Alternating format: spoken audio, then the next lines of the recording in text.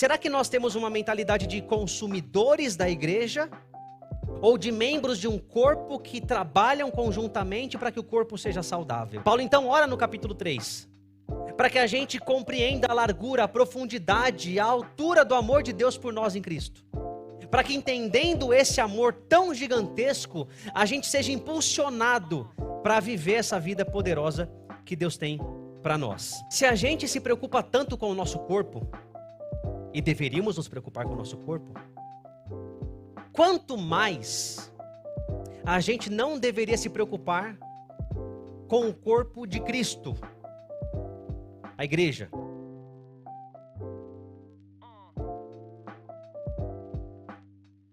Sabe que a nossa igreja tem falado desde o ano passado sobre o trilho da cesta, não é? A nossa ideia de que nós existimos para fazer Jesus conhecido, e para isso nós precisamos ser fiéis à nossa própria identidade, que por sua vez é formada por 4 grandes distintivos: a conexão, o aprendizado, o serviço e o alcance de outras pessoas. E essa série Conexões Transformadoras conversa com a estação Conectar.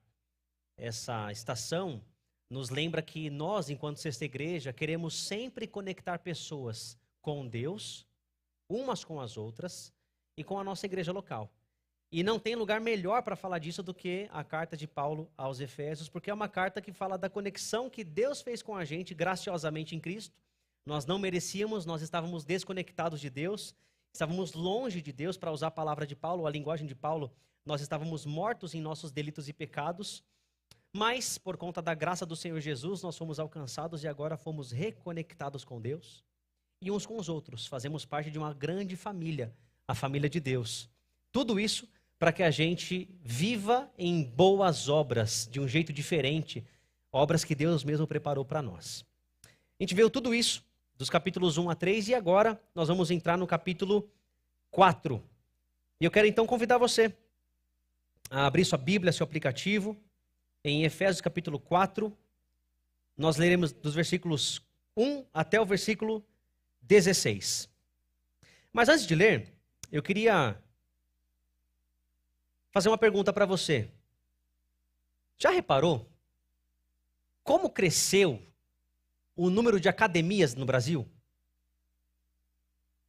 Sempre surge uma nova academia. A cada semana, em cada esquina diferente, um prédio diferente é alugado por uma academia diferente.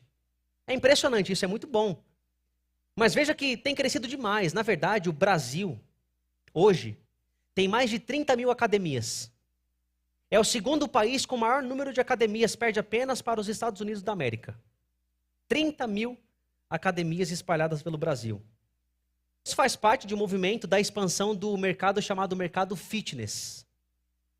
O mercado fitness envolve alimentação, suplementação, academia, roupas esportivas, aplicativos esportivos, procedimentos estéticos. Hoje, a gente pode concordar que existe uma preocupação muito grande com o corpo, com a estética, com a saúde.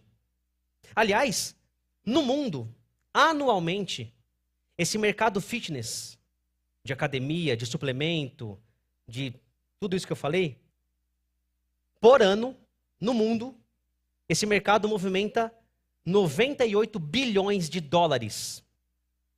E a previsão é que até 2028, esse mercado movimente 173 bilhões de dólares por ano no mundo.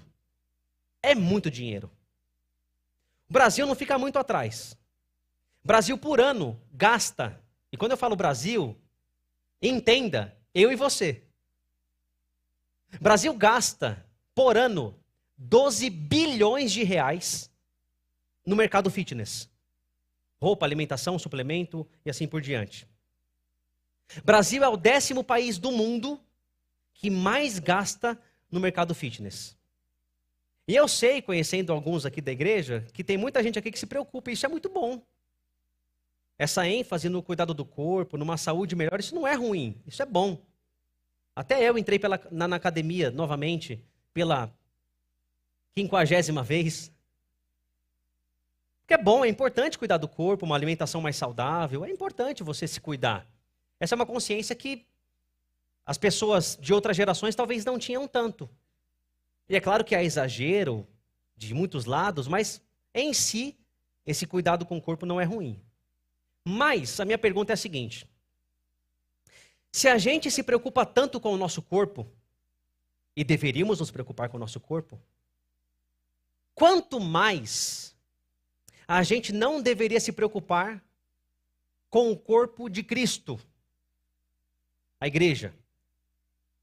A gente quer um corpo saudável, e isso é bom. Mas a pergunta que eu faço é: nós queremos e nós trabalhamos para ver um corpo de Cristo saudável? Uma igreja saudável? Será que nós temos uma mentalidade de consumidores da igreja? Ou de membros de um corpo que trabalham conjuntamente para que o corpo seja saudável? Queria que a gente pensasse nessa noite sobre o retrato de uma igreja saudável. Deus espera que a igreja seja saudável. Que os membros desse corpo trabalhem, se ajudem mutuamente, para que esse corpo cresça, para que esse corpo expanda, para que esse corpo não sofra de doenças.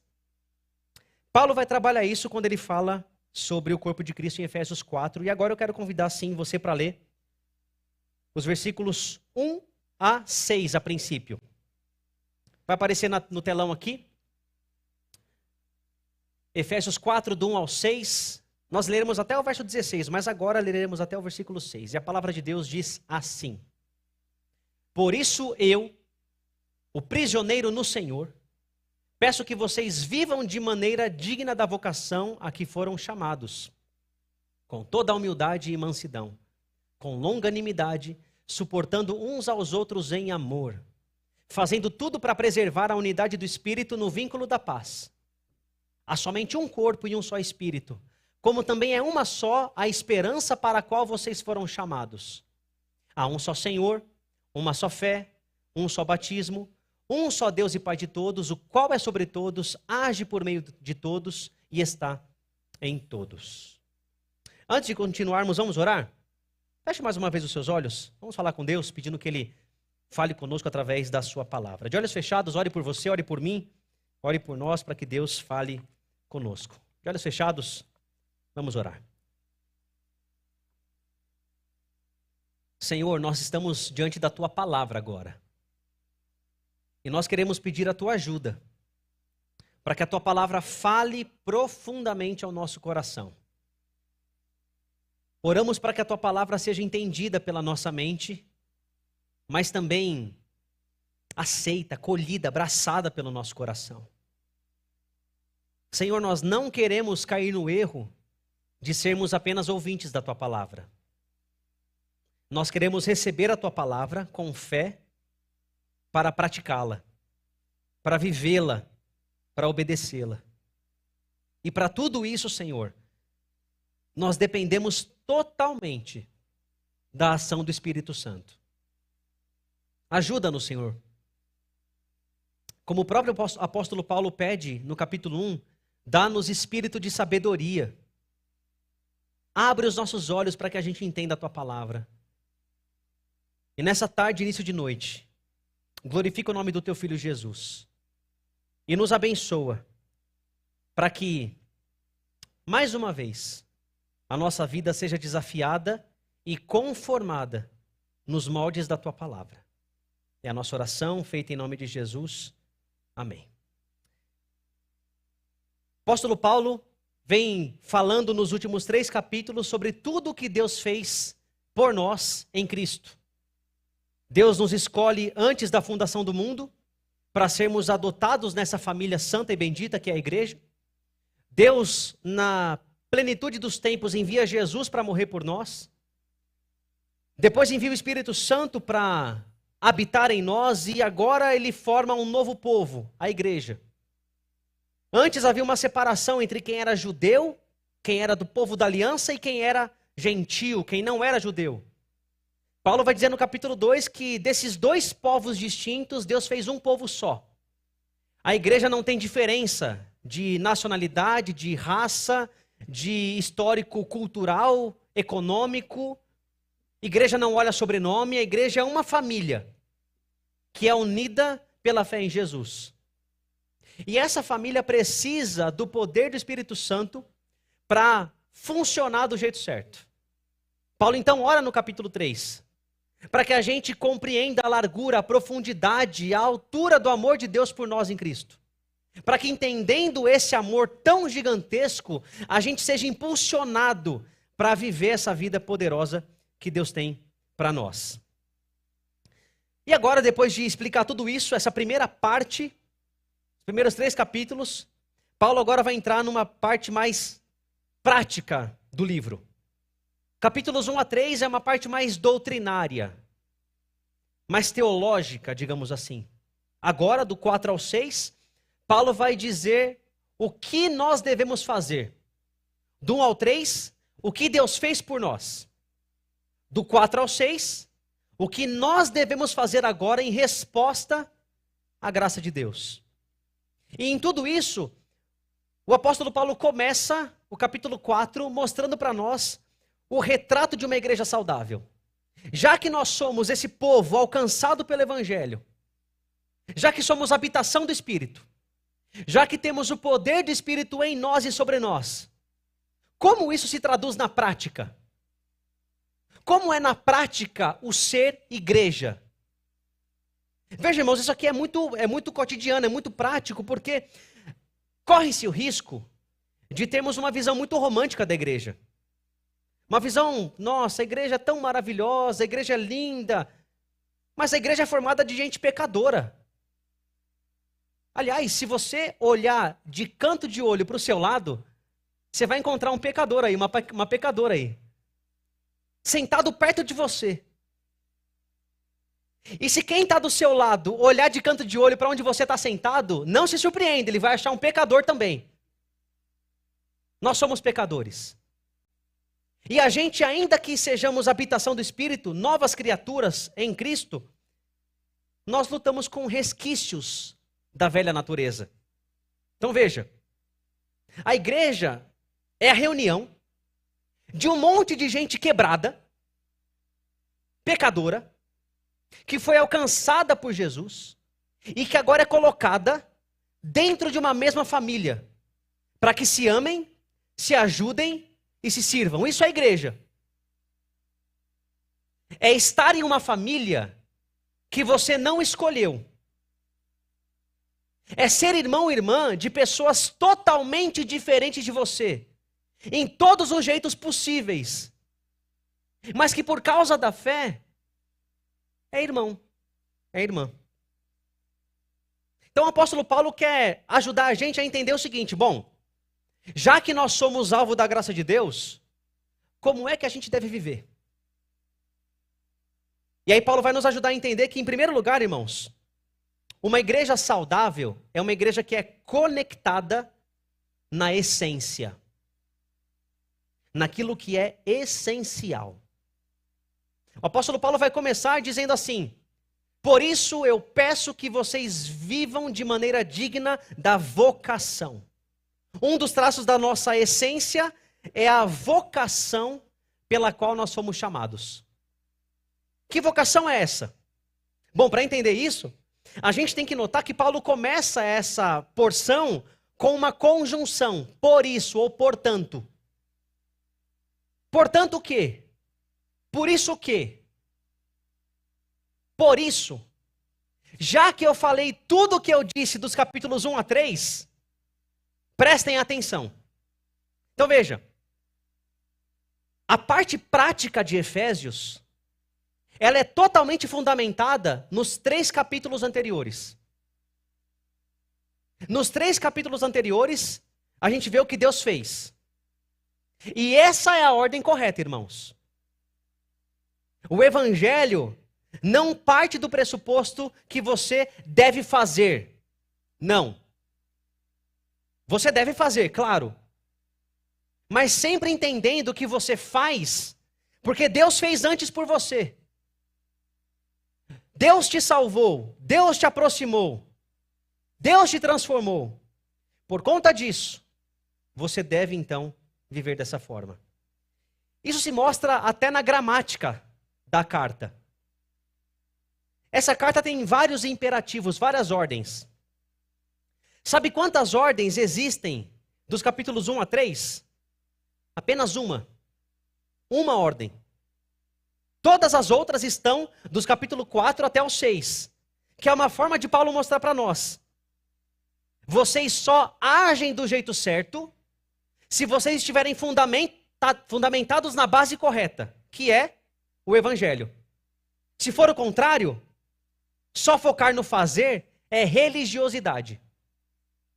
Agora, quando é entender o que Deus fez por mim e como eu devo responder, isso é a vida que Deus espera. Então, por isso, já que Deus alcançou vocês, vivam de maneira digna da vocação. A vocação aqui é esse chamado para vivermos em uma nova família, uma nova vida, uma vida na qual nós somos amigos de Deus, filhos de Deus, eleitos de Deus, co-herdeiros com Cristo. Nós somos parte dessa família.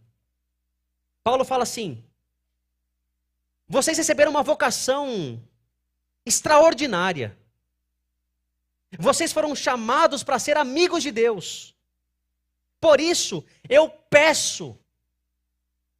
E esse verbo grego, irmãos, é um verbo de muita força. Significa conclamar com firmeza, apelar a, insistir com alguém. A ideia é de um advogado tentando convencer um júri da sua opinião. É como se Paulo falasse: eu peço, eu insisto, eu rogo a vocês, eu conclamo vocês a entenderem que se Deus amou vocês, vocês agora são chamados para uma vida diferente. É uma vida digna da vocação. O termo digno aqui, ou digna, significa literalmente equilibrado. A ideia de uma balança. É como se Paulo falasse: a vida de vocês não pode estar em desequilíbrio do tamanho da graça que vocês receberam. Vocês foram muito amados. Vocês foram alvo da graça de Deus. Então, viver uma vida que não é digna é colocar a balança em desequilíbrio. Viver de maneira digna, irmãos, é ter um comportamento à altura do amor que nos alcançou. E aí Paulo usa uma expressão maravilhosa. Ele fala assim: quem está pedindo? É qualquer um? É o Zé da esquina? Eu, prisioneiro no Senhor. Isso, irmãos, no bom brasileiro, no bom português aqui, é golpe baixo. É como se Paulo falasse: eu, apóstolo, eu chamado para ser embaixador de Cristo, eu estou vivendo de tal forma que eu fui preso pelo Evangelho. E na prisão eu não neguei o Evangelho. Eu permaneço preso, talvez seja morto aqui na prisão, mas eu não vou abandonar a fé. O meu comportamento condiz com o amor que eu recebi, com o amor que me alcançou. Olhem para mim, eu, Paulo, estou preso por obedecer o Evangelho. Façam a mesma coisa. Vivam de maneira digna. Agora, irmãos, o que significa viver de maneira digna na prática? E esse é o segundo traço que nos une. O primeiro é a vocação. Todos nós que cremos em Jesus recebemos a mesma vocação de fazermos parte da família de Deus. Mas o segundo traço que nos une é o comportamento. O que significa viver de maneira digna? Em uma expressão, é viver como Jesus viveria. Você percebe que Paulo faz uma lista de adjetivos aqui, de características?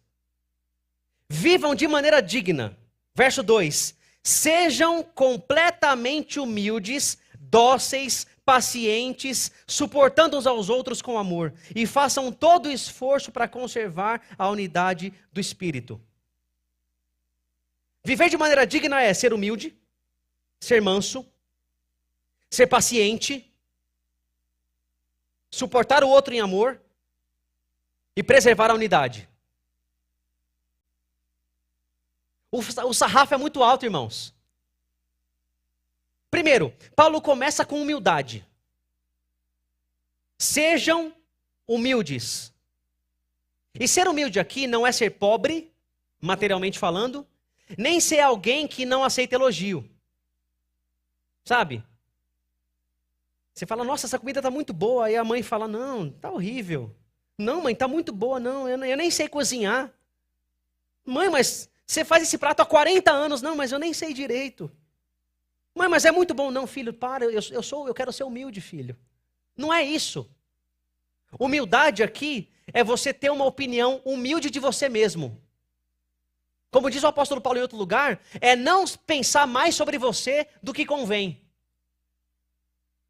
É não se achar a última bolacha do pacote. É ter uma opinião humilde de si e pensar menos em si. O humilde é alguém que pensa no outro.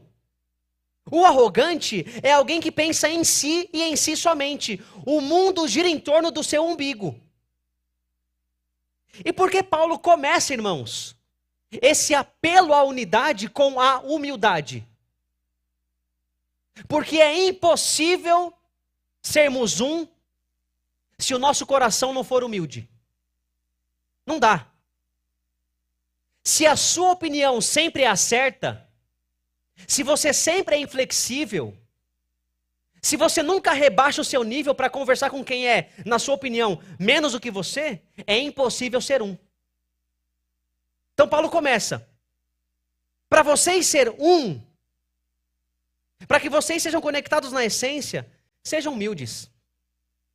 Mas também sejam mansos, dóceis. Ser manso aqui, irmãos, não é aquela pessoa boazinha, que não tem boca para nada, sabe? Que nunca reclama, tudo tá... Não é isso.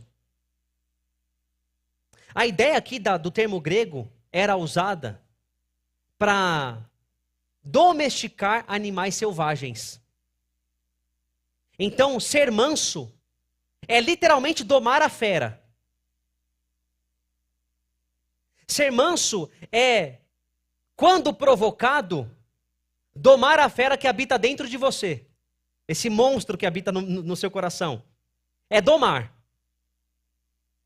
Então alguma coisa acontece, alguém te provoca, alguém pisa no teu pé, alguém faz uma coisa que você não concorda. Qual é o primeiro impulso? Explodir? O manso fala, opa, calma. Não vou responder à altura. Vou tratar com bondade, com gentileza, mesmo se a pessoa não merecer. Anos atrás, a Pirelli tinha uma propaganda. Lembra a Pirelli, marca de pneus? A propaganda era a seguinte: potência não é nada sem controle. Isso é mansidão. É o termo bíblico de mansidão. É ter potência, é ser capaz de trucidar a pessoa, mas ter controle. E não só controle de falar, não vou fazer besteira. É tratar com bondade e com gentileza. Mas além disso, tem um terceiro traço. Longanimidade ou paciência. Se você não é paciente, não tem como ser um com seu irmão. Não tem como. Irmãos, vamos ser sinceros, a paciência para nós é um desafio, não é? Especialmente na nossa era imediatista. De vez em quando eu coloco comida para as crianças, para elas comerem. Aí a Nicole deixa a comida pronta. E ela fala, amor, coloca lá no micro-ondas. Aí eu vou colocar no micro-ondas. Quanto tempo, amor, para esquentar a comida do Miguel e da Raquel? 6 minutos. Deu o quê? 6 minutos? É um podcast. Irmão, 6 minutos não é nada. Mas as coisas na sociedade agora são tão rápidas. Por exemplo, recentemente eu li um estudo que os níveis de atenção têm caído assustadoramente na questão de tempo. Para gerações mais novas que estão acostumados com Reels do Instagram, do TikTok, o nível de atenção dura literalmente segundos, em média 12. 12 segundos. Então quer dizer que para muita gente aqui a pregação já foi embora faz tempo. Já perdeu na introdução. O que o pastor falou de fitness? Alguma coisa de mundo fitness e acabou. Depois você vê o vídeo e está tudo certo. Mas a gente quer tudo na hora, rápido. E a gente quer que a pessoa responda ou haja do jeito que a gente quer, na mesma velocidade. E ser paciente, irmãos, é entender que cada pessoa tem um ritmo. Cada pessoa tem um nível de maturidade. E quando alguém é imaturo comigo, Paulo diz, se você é maduro, suporte. Ajude. Seja paciente. Mas pastor, vamos ser sinceros, pastor. Eu quero ser humilde, eu quero ser manso, eu quero ser longânimo, paciente, mas pastor, o outro não ajuda. Eu até quero. Mas esse irmão, essa irmã, esse marido, essa esposa, este servo de Deus, essa serva de Deus não ajuda. E agora, pastor? Aí Paulo fala para você, suporte em amor. E aí, irmão, suportar, eu sei que tem gente que quer limpar a barra de Paulo. E fala assim, não, suportar é dar suporte. Não, não. O termo grego é literalmente tolerar. É tolerar, aguentar em amor. Porque, irmãos, vamos ser sinceros, tem gente que é chata. Tem gente que é inconveniente. Tem gente que é entrona, invasiva na vida. Gente que é arrogante. Tem gente que é assim. E se você está dizendo, nossa, eu não conheço ninguém assim, talvez seja você. E ninguém nunca te falou. Ninguém teve coragem. Mas o pastor está dizendo para você, é grande a chance de ser você. Tem gente, irmãos, que é difícil. E aí Paulo fala, para quem é difícil, você foi humilde, você foi manso, você foi paciente, mas não mudou? Então aguenta. Aguenta firme. Mas não é qualquer aguentar, é aguentar em amor. E o que é aguentar em amor? Não é sentimento, eu vou aguentar, vou mentalizar que eu vou amar esse irmão. Não. É tomar atitudes para que você ame essa pessoa. Pastor, mas eu não suporto, como é que eu vou fazer isso? É esse o segredo. Se você não suporta, a única forma de quebrar isso é tendo você atitudes de amor. Porque como diz o C.S. Lewis, o autor britânico, é muito difícil você servir alguém, você orar por alguém, dia após dia, e continuar odiando. Por quê? Porque você começa a se envolver e começa a perceber que essa pessoa é feita do mesmo material que você. É pecadora e é necessitada da graça de Deus. Façam tudo isso. Mas tem mais. Paulo fala, façam todo o esforço para preservar a unidade do Espírito, pelo vínculo da paz. Veja, não somos nós que criamos a unidade. Quem cria é Deus. Foi Deus que nos uniu. Qual que é o nosso dever agora? Preservar a unidade. Como? Fazendo todo o esforço. Pastor, o que significa fazer todo o esforço? Significa fazer todo o esforço. Pastor, mas é uma expressão muito abrangente. Pois é. Inclui tudo. Pois é. É isso mesmo. Inclui coisas grandes, coisas pequenas. Aplique na sua própria vida. Façam de tudo para preservar aquilo que Deus fez. Então veja, na essência nós somos chamados para ter o mesmo comportamento. Todo mundo, você é crente, você é chamado a viver assim. Ah não, pastor, eu não sou assim. Eu nasci assim, vou morrer assim. Então você tem que nascer de novo.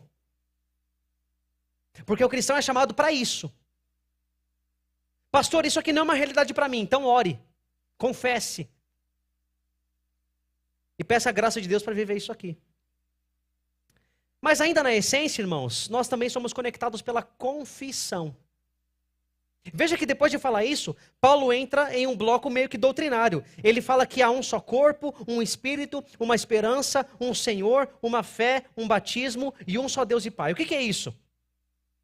São os blocos centrais, essenciais da nossa fé. Paulo cita aqui 7 características. É como se Paulo falasse: vocês são diferentes.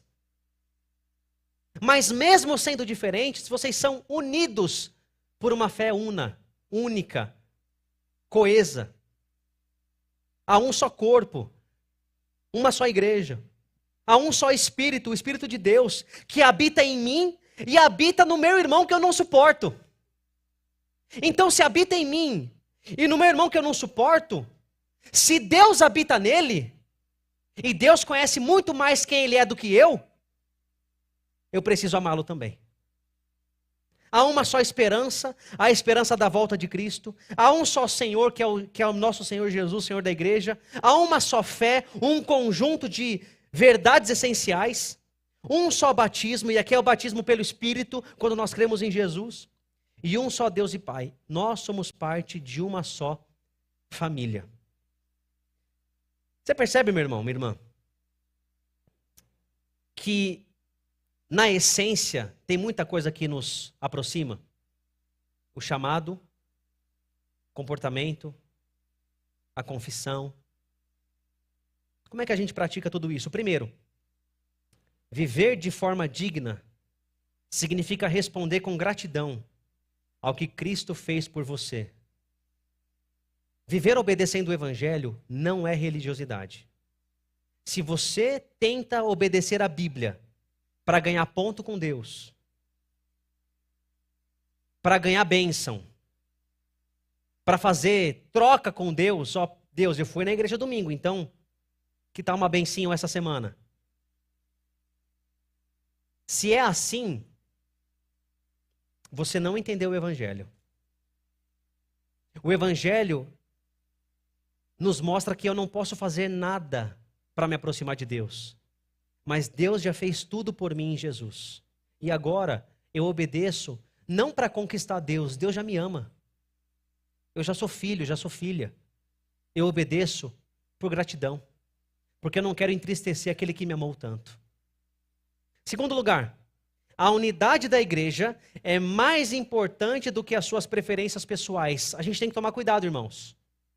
Porque todo mundo tem suas preferências. Mas as nossas preferências são justamente isso, preferências. Não sacralize as suas preferências. Ah, eu gosto de música X. Na igreja não canta música X, então o culto não é bom. Cuidado.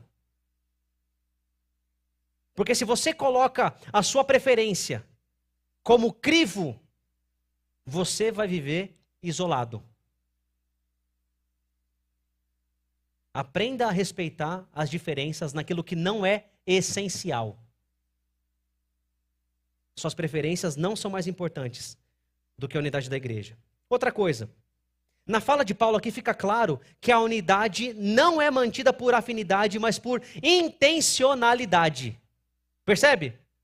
Não é o quanto eu gosto do meu irmão, não é porque o meu irmão torce para o mesmo time, gosta das mesmas coisas, frequenta os mesmos lugares. Não, se for depender disso, você sempre vai se relacionar com um pequeno grupo na igreja. E você vai ficar caçando quem se parece com você. Porque quem se parece com você é bom. Paulo nos chama a sermos intencionais. Tomar atitudes práticas para ser um. A gente está nesse movimento de começar pequenos grupos na igreja, e eu me lembro, anos atrás, de ouvir uma pessoa numa igreja falando assim: pastor, tem um pequeno grupo que é formado por gente assim, assim, assado? E a pergunta foi: não, por quê? Não, pastor, porque eu acho que eu vou me sentir mais à vontade. Exemplo, um grupo só de músicos. Porque eu sou músico. Irmãos, isso não é comunhão. Isso é afinidade.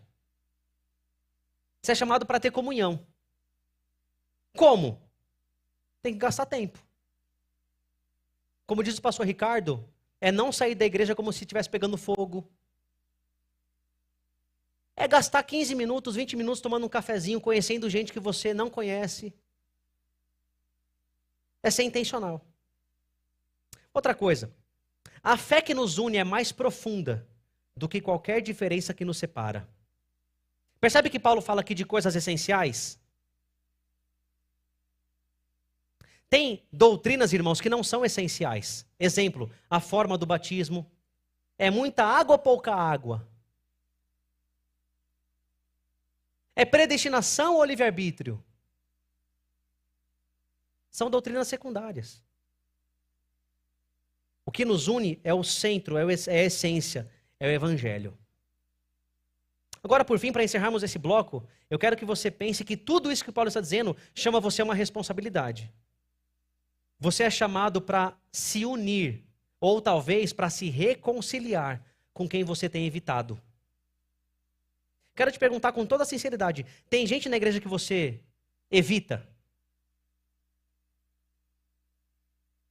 Tem gente que você faz o possível para não encontrar? Pessoa entra na porta A, você sai pela Z. Você acha que isso não acontece?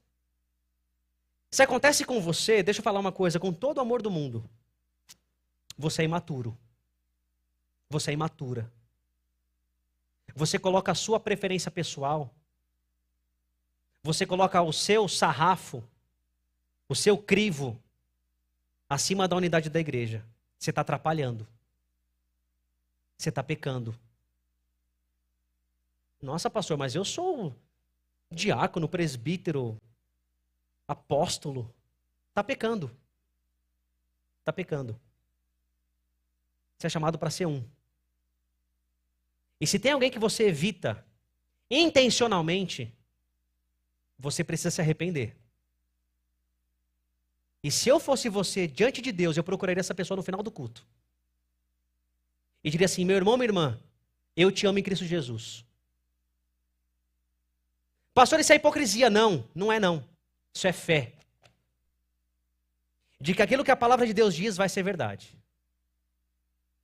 Nós somos unidos, conectados na essência, mas também somos conectados na nossa diversidade. Olha o que Paulo diz dos versos 7 a 12. E a graça foi concedida a cada um de nós segundo a medida do dom de Cristo. Por isso diz, quando ele subiu às alturas, levou cativo o cativeiro e concedeu dons aos homens. Ora, o que quer dizer ele subiu, senão que também havia descido até as regiões inferiores da terra? Aquele que desceu é também o mesmo que subiu acima de todos os céus, para encher todas as coisas.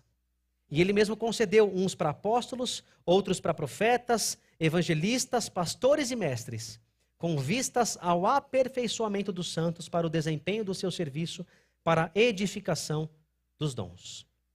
Nós somos conectados pela essência, mas isso não nos torna um bolo. A gente continua sendo indivíduos, com características diversas. E para cada um de nós, Deus nos deu dons. Dom é um presente que Deus dá, uma habilidade espiritual dada por Deus para a gente servir a igreja, servir o corpo. Paulo fala que nós temos diversidade nos dons, e esses dons têm a sua origem na vitória e na graça de Cristo. Você percebeu que ele cita aqui um texto? Esse texto aqui que ele cita é o Salmo 68, verso 18. E nesse salmo, o salmista está descrevendo o Senhor Deus como um grande guerreiro que vence os inimigos do seu povo.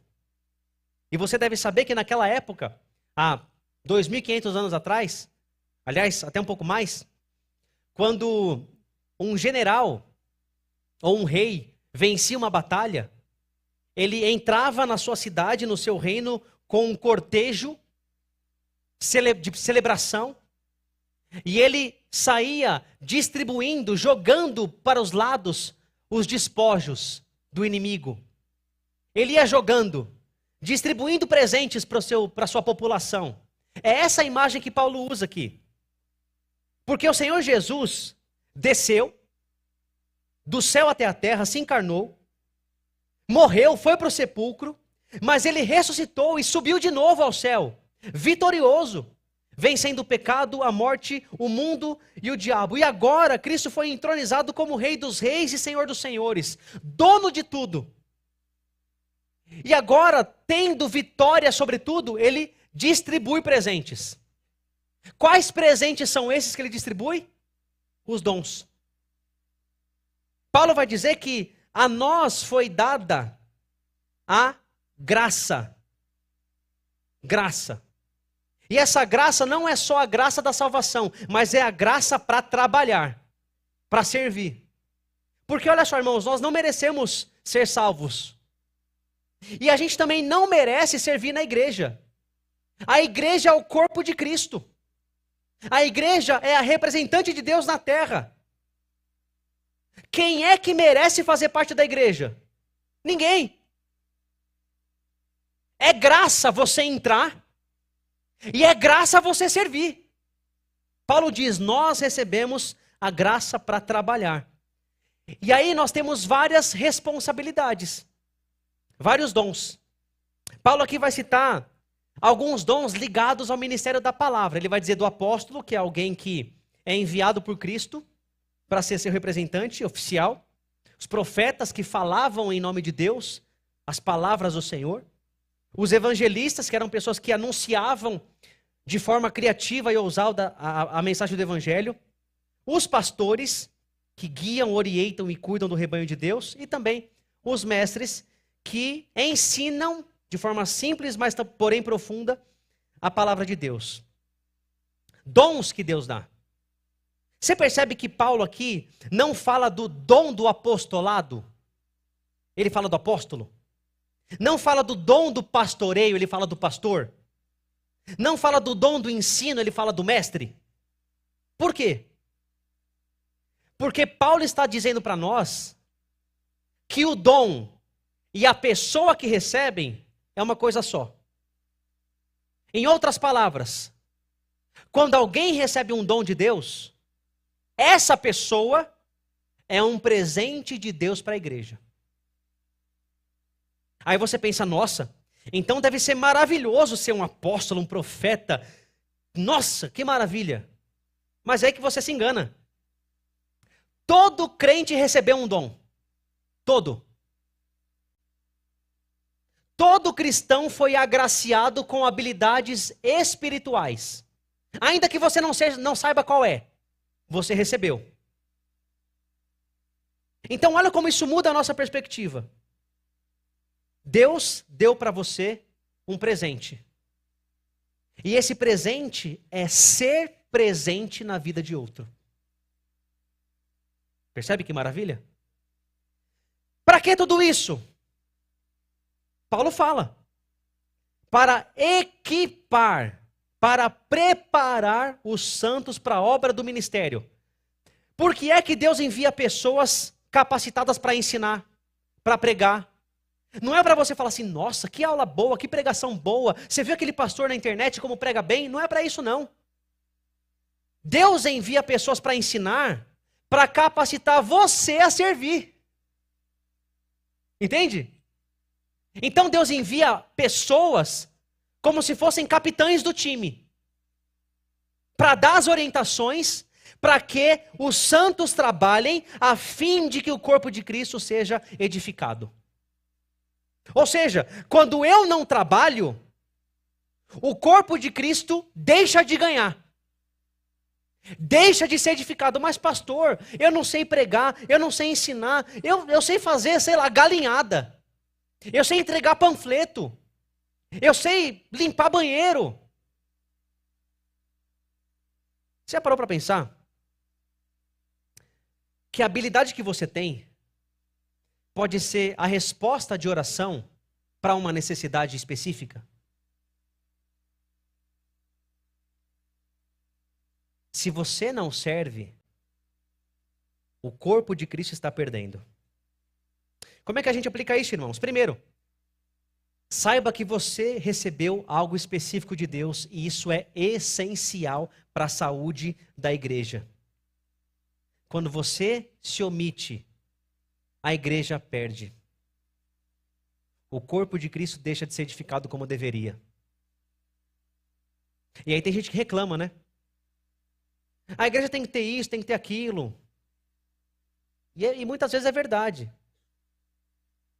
Me lembro de um pastor, lá em São Paulo, que quando alguém chegava assim, pastor, a nossa igreja tem que ter uma ação tal. Tem que distribuir sopa para os mendigos. Nossa igreja não faz isso, pastor? E o pastor, nossa, boa ideia, gostei. Você quer liderar esse ministério? Não, pastor, não posso. Só dou a ideia. O meu dom é dar ideia. Meu dom é o dom da criatividade. É o dom de falar. E o dom do outro é fazer. Você sente falta de alguma coisa na igreja? Eu sinto de várias. Já parou para pensar que o seu sentimento de ter falta de alguma coisa, talvez seja Deus te impulsionando para servir nessa área? E ao invés de reclamar, você é chamado a fazer? É assim que funciona, irmãos. Corpo. Cada um fazendo a sua parte. Por isso, lembre-se, você não é responsável por todos os dons, mas é responsável pelo seu. Deus te deu dons. Para um ele dá 1, para outro ele dá 5, para outro 10. O que importa é, você vai usar seu dom? Ou você vai enterrar?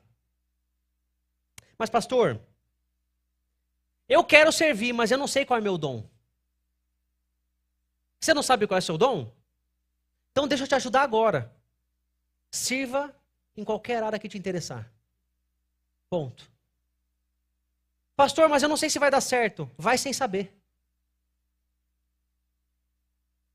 Pastor, eu quero servir na recepção. Vai dar certo? Não sei. Glória a Deus, né, Vanessa? Vai dar certo, pastor? Não sei, serve. Ou você vai se descobrir uma pessoa muito simpática ou alguém sem jeito. Pastor, eu não levei jeito para recepção. Quero trabalhar, sei lá, na transmissão, na projeção. Mas eu não sei. Vai. Pastor, quero trabalhar com criança, eu gosto de criança. O ponto é, não importa onde, você não sabe qual é o seu dom, você só vai descobrir seu dom servindo. Servindo. A minha história e a de tantos outros pastores é assim. Como é que você acha que um pastor descobre que foi chamado para pregar? Você acha que a gente fica assim, zen, meditando? Qual é a vocação? Qual é o chamado? E de repente, recebe a iluminação, eis que serei um pastor. Sabe como é que foi comigo?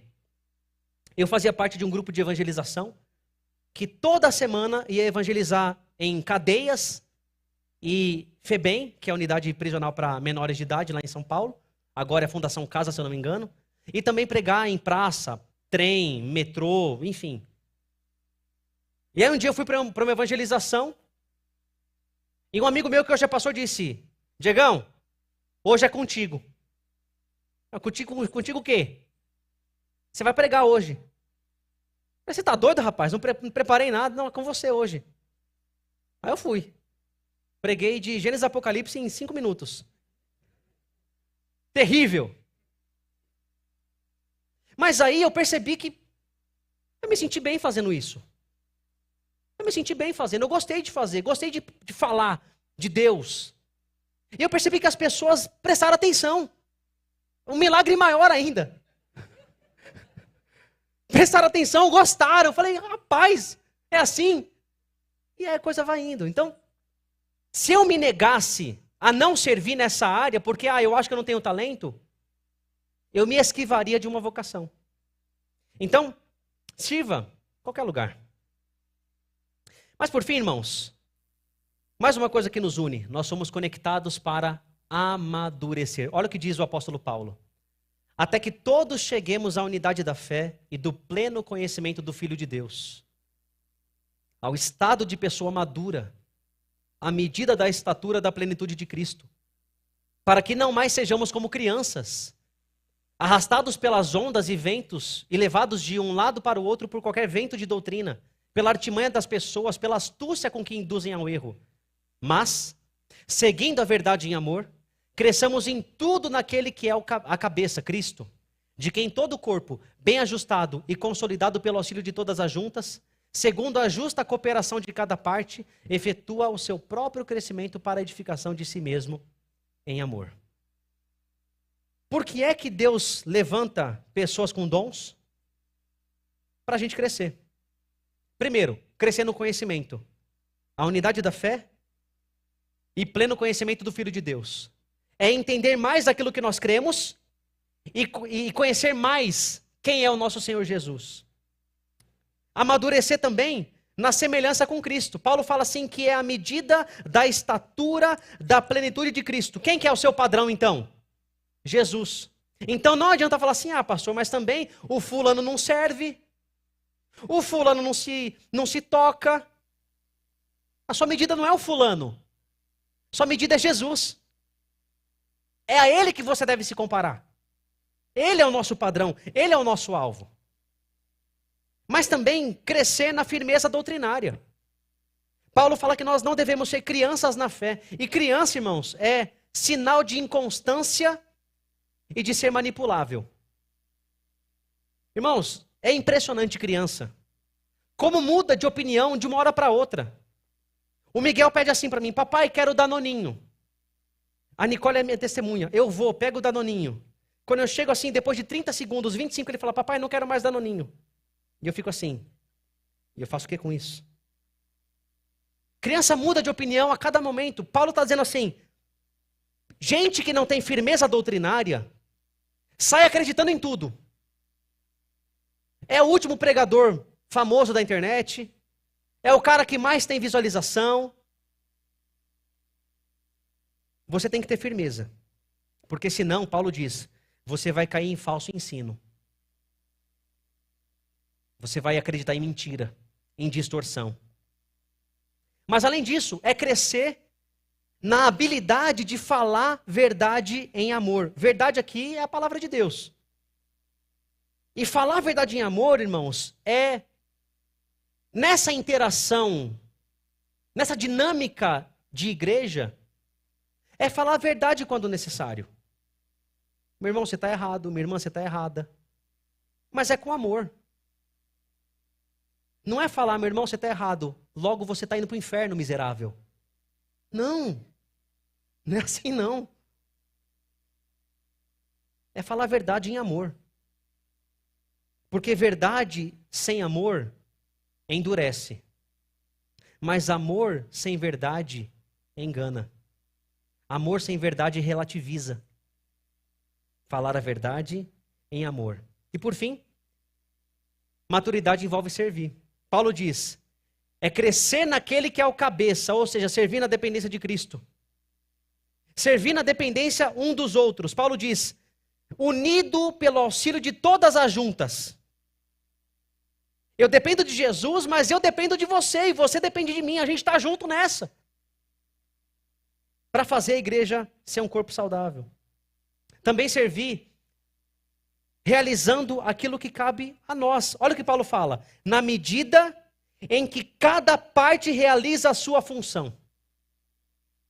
Quando você realiza a sua função, o corpo cresce, eu cresço, todos nós crescemos.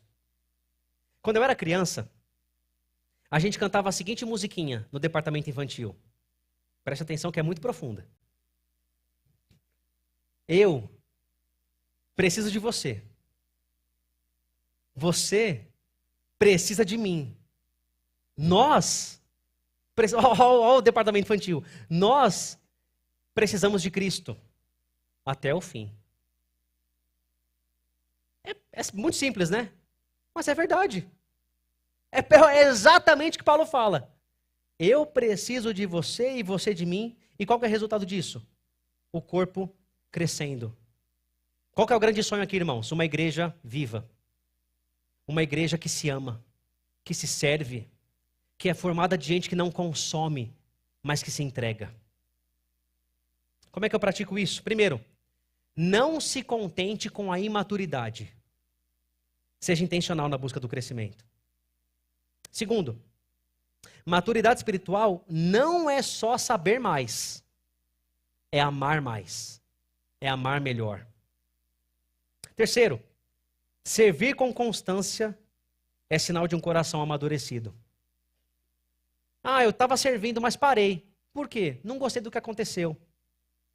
Pode ser imaturidade. Quando você cresce, o corpo cresce. E a pergunta que eu faço para você é: como é que você fará isso daqui para frente? Como é que você vai aplicar isso? Nós somos chamados a servir, irmãos, porque o Senhor Jesus serviu. O apóstolo Paulo fala assim: tenham em vocês o mesmo sentimento que houve em Jesus, que sendo em forma de Deus, assumiu a forma de servo. Como diz um pastor que já é falecido, no reino de Deus, ser servo é promoção. Que você abrace essa verdade, que você sirva, porque o Senhor Jesus serviu você da melhor forma, da mais intensa. Ele deu sua vida por você. Que seja assim para todos nós, em nome de Jesus. Amém. Se coloque em pé, por favor. Feche os seus olhos e peça para o Senhor Jesus a graça de servir, a graça de trabalhar e de ser um com o seu irmão. Senhor Deus, obrigado pela tua palavra. Obrigado porque nós somos convidados a essa vida de unidade na igreja. Perdoa-nos quando nós não somos intencionais nisso. Perdoa-nos quando nós colocamos as nossas preferências pessoais acima da unidade. Faz-nos um, Senhor. Que sejamos conhecidos pelo amor, pela tolerância, pela humildade, pela bondade, assim como Cristo é, que o caráter dele seja visto em nós. Ajuda-nos, Senhor, para a glória do teu nome. Que a sexta igreja seja uma igreja unida, mais e mais. Se há falta de perdão, se há desentendimento, que seja quebrado isso, Senhor. Que haja reconciliação hoje, que haja perdão, que haja restauração de relacionamentos, para a glória do teu nome. Abençoa o teu povo, Senhor, e faz-nos um, para a glória do teu nome. Agora, Deus, despede-nos em paz para a nossa casa. Que tenhamos uma semana cheia da tua presença e cheia da tua bênção. É a nossa oração, feita em nome de Jesus. E agora, meus irmãos, vão em paz.